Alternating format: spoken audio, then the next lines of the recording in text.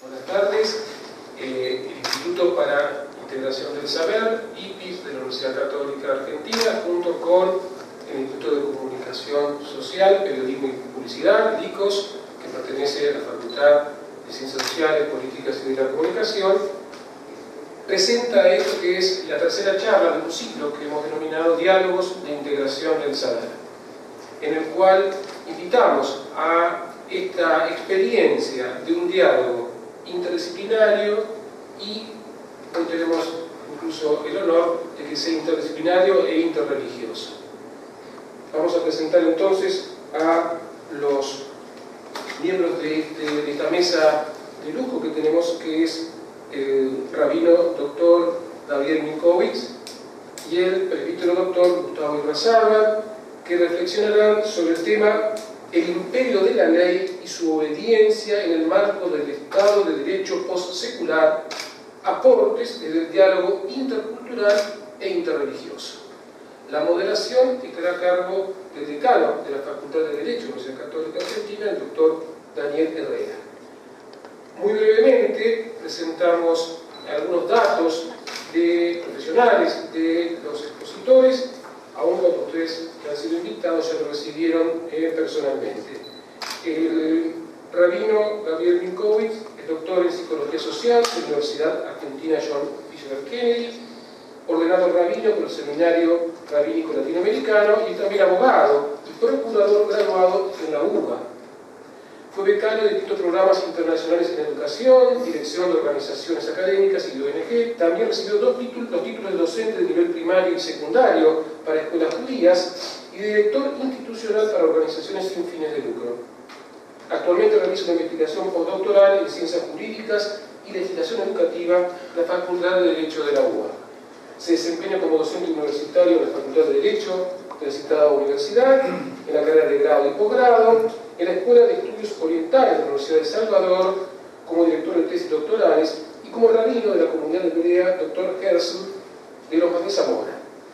Mientras tanto, presentamos también al doctor Gustavo Irrazábal, sacerdote por la Arquidiócesis de Buenos Aires, abogado por la Universidad Católica Argentina, bachiller en teología y ha realizado estudios de licenciatura y doctorado en teología moral en la Pontificia Universidad Gregoriana de Roma. Es profesor de teología moral en la Facultad de Teología de la UCA, profesor de doctrina moral de la Iglesia en la especialización de Derecho Penal de la Facultad de Derecho de la UCA y en la especialización de doctrina social de la Iglesia de la misma universidad. Muchas gracias, Horacio.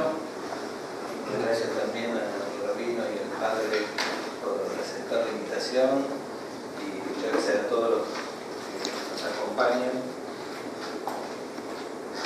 Como decía Horacio, el tema que nos convoca es el imperio de la ley y su obediencia en el marco del Estado de Derecho postsecular, aportes desde el diálogo intercultural e interreligioso. Este tema, el imperio de la ley y su obediencia, es uno de los temas centrales del mundo contemporáneo, pero también de todos los tiempos. Yo, voy a decir algo muy original, como estamos en un estudio de televisión y el tiempo es tirano, les propongo abordar tres etapas o tres bloques, como se dice en el lenguaje televisivo, abordando el tema en su origen y tradición, primer bloque, en la realidad actual, en el segundo, y en su proyección al futuro, en el tercero. Entonces, para no perder más tiempo y poder después tener espacio para mayor diálogo, voy directamente al primer de los bloques, o sea, el origen y tradición del tema de la ley y su obediencia. Muchos justamente asocian esta cuestión al moderno Estado de Derecho o al rule of law en la versión anglosajona.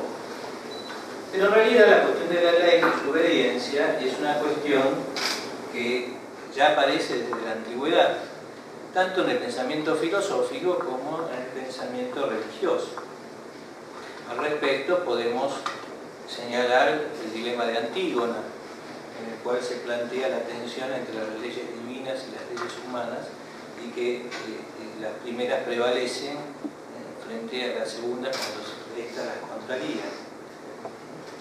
También podemos mencionar dentro de la filosofía griega la sofística, tanto en Trasímaco, que asimila la ley a la voluntad del más fuerte, o Calícles, que sostiene que la ley es impuesta por los débiles para frenar a los fuertes. El mismo Platón, ya en su madurez, en el diálogo de las leyes, reemplaza lo que él proponía como el gobierno de los filósofos en la República por el gobierno de las leyes. Y lo mismo propone Aristóteles cuando dice que es mejor el gobierno de la ley porque está de general y está más separada de los intereses particulares. Parecería que en la época de Aristóteles no había lobbies, pero eso es lo que dice. Entonces, esto que brevemente he reseñado en la filosofía antigua, sobre todo en la filosofía griega, también aparece en el pensamiento judío-cristiano. En la tradición hebrea, todos sabemos la centralidad de la ley, de la Torá, que es una ley fundamentalmente religiosa, pero que tiene distintos aspectos, o sea, distintos preceptos ceremoniales o rituales, morales, en el núcleo del decálogo, y también judiciales, que regulan la vida de toda la comunidad. Y lo mismo acontece en la tradición cristiana, desde la ley natural de San Pablo, pasando por los padres de la Iglesia, San Agustín, hasta llegar a la sistematización de Santo Tomás, ¿no es cierto?, donde aparece la ley con una visión analógica de la ley eterna, la ley natural y la ley positiva. La ley natural es la participación de la ley eterna y a su vez las leyes positivas se derivan de la ley natural. Entonces, con toda esta introducción, les quería preguntar cómo ven la cuestión de origen, cada uno desde su propia tradición, y si es posible encontrar elementos comunes a esta cuestión. Esa es la propuesta.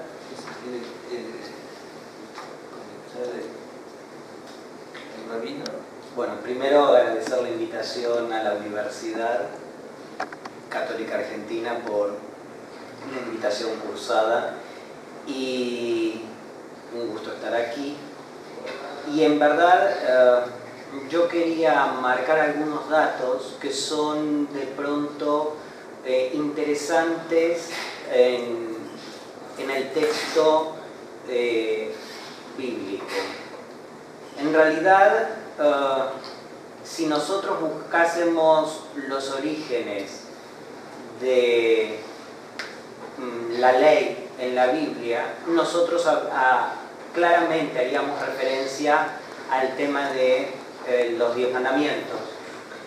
Pero hay datos anteriores al relato de la entrega de los 10 mandamientos que pasan quizás desapercibidos y no son menores. Por ejemplo, pensar en el hecho de Caín que mata a Abel. Entonces, uno lee el relato y lo que ve es que un hermano mata al otro. Pero aparece la palabra de Dios que le dice: ¿dónde está tu hermano? La sangre de tu hermano clama desde la tierra. Es decir, por la interpretación exegética rabínica hebrea, Dios no necesita saber qué sucedió, Dios todo lo sabe. Entonces, ¿por qué la pregunta? ¿Está de más? No, la pregunta no está de más. La pregunta es lo que después, por ejemplo, el derecho va a tomar, y especialmente el derecho penal, como el reproche jurídico. Lo primero que se hace es el reproche jurídico. y a partir del reproche jurídico se activa la acción penal. Alguien diría, pero Caín, que mató a Abel, no fue condenado a muerte. ¿Por qué? Simplemente por el principio de legalidad. Los 10 mandamientos son posteriores al hecho de Caín que mata a su hermano Abel.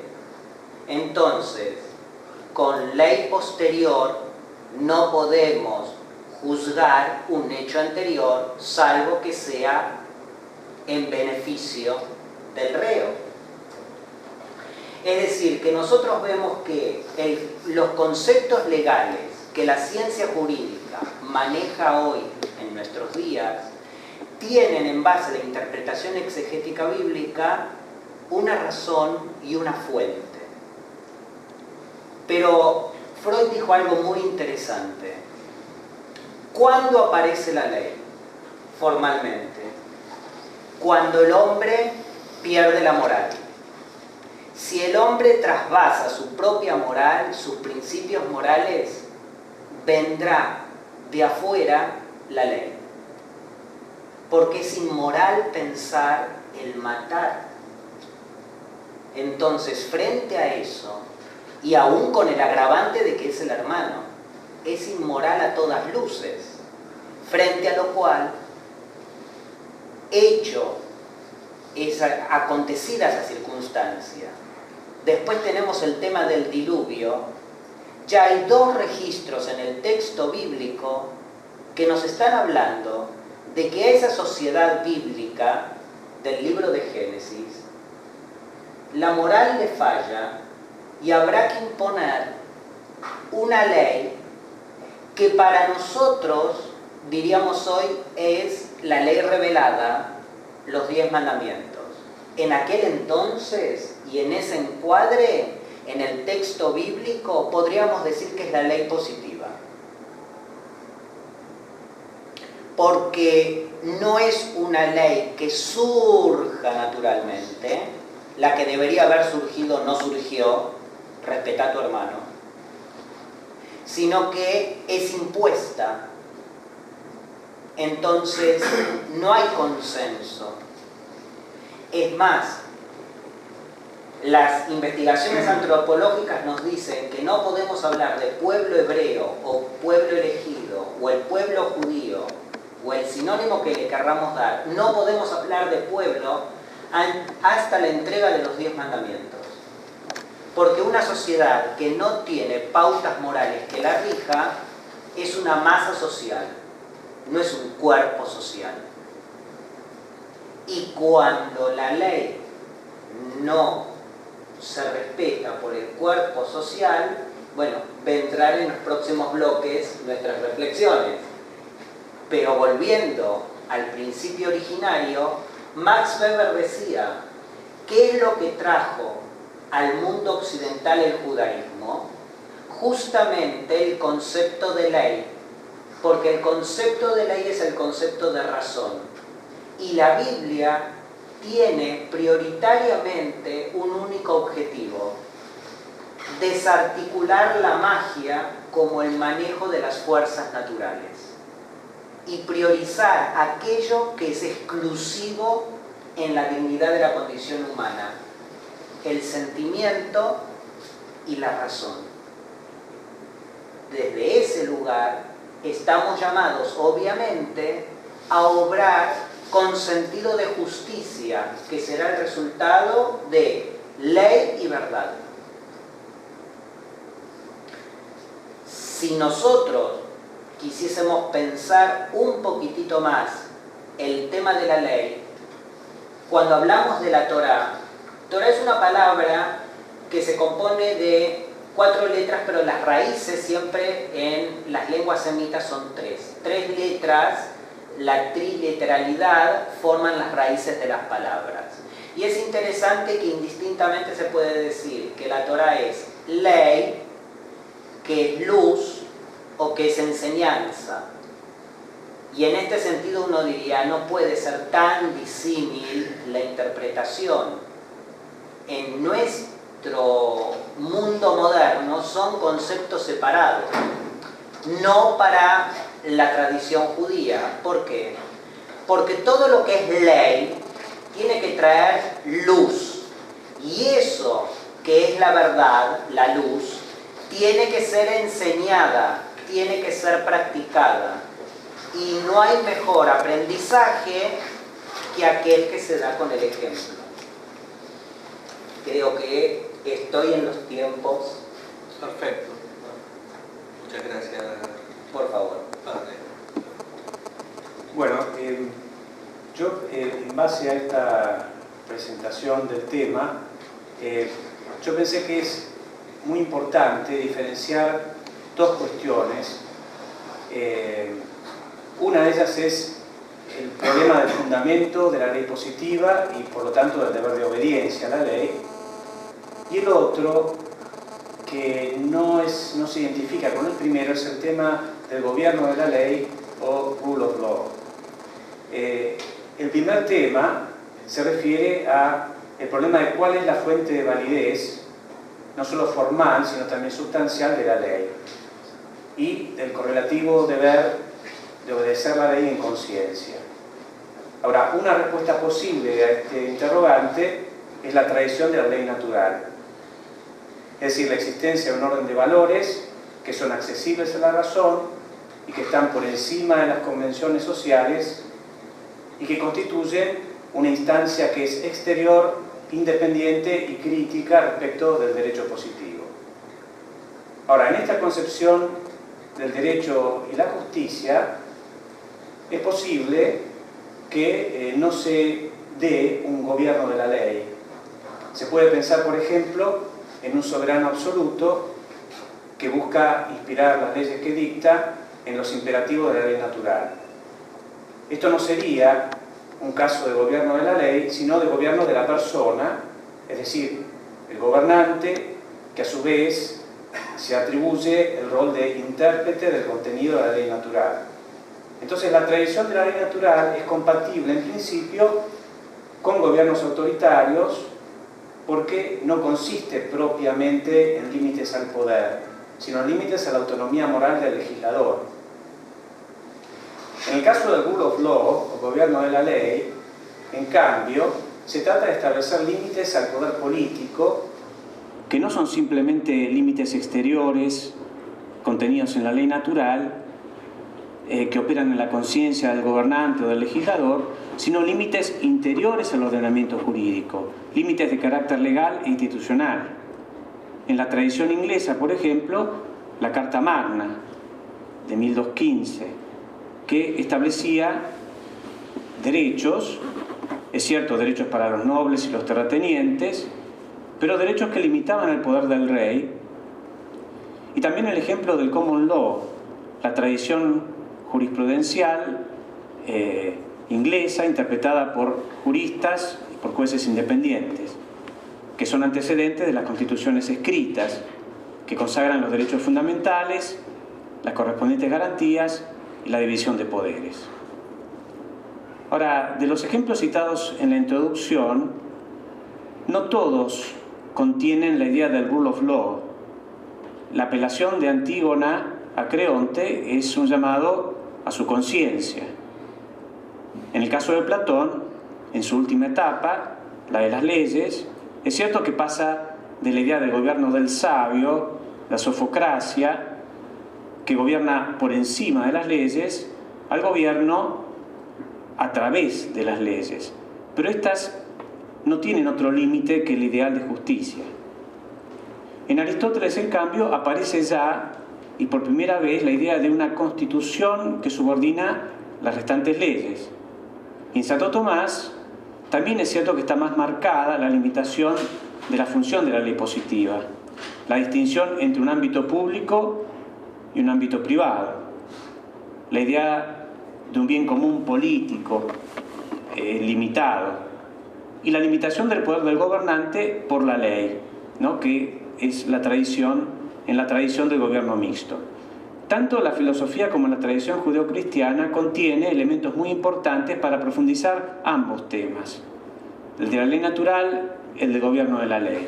Con respecto a la Sagrada Escritura, ante todo, en ella se refleja una visión del poder político que se sigue de la idea de creación, y es el poder político como una realidad creada, con lo cual se seculariza la idea del poder político, que en otros pueblos estaba divinizado, y se lo convierte en una realidad profana, que está encuadrada, por lo tanto, en el orden moral y confiada a la responsabilidad del hombre. Está sometida al escrutinio racional y está profundamente afectada al mismo tiempo por el pecado. De ahí, por ejemplo, la actitud de cautela del pueblo de Dios en la Biblia, la desconfianza frente al poder político, el espíritu de rebeldía del pueblo de Dios ante los abusos de aquel, el caso, por ejemplo, de la esclavitud en Egipto, el modo reticente en que se acepta la monarquía, con conciencia de su costo en términos de libertad, la mirada crítica que tiene la Biblia sobre los reyes, la resistencia a la idolatría del poder, la figura del profeta que confronta al rey en nombre de Yahvé, etc. Y el Evangelio, inscribiéndose en esta tradición, profundiza esta secularización del poder político con la distinción entre dos ámbitos autónomos, lo del César y lo de Dios, con la supremacía solo en sentido espiritual y pastoral del orden espiritual. Temas como la igual dignidad de todos los seres humanos en cuanto a imagen de Dios, la importancia del consentimiento del pueblo, la dignidad de la conciencia personal, los casos de las figuras de Daniel, de Tobit, de Mardoqueo, etc., son antecedentes e inspiración para doctrinas como la soberanía del pueblo, el derecho de resistencia, la adhesión a la tradición del gobierno mixto. Y con referencia a la Iglesia y su historia, en cumplimiento de su función de inspirar y poner límites al poder político, la Iglesia asume la tradición griega y romana de la ley natural que florece en los teólogos y canonistas del siglo XII. Las ideas ya mencionadas de la soberanía del pueblo y del derecho de resistencia, que ingresan a la época moderna de la mano de la escolástica española, ¿no es cierto?, son parte esencial de la tradición de la Iglesia en estos temas.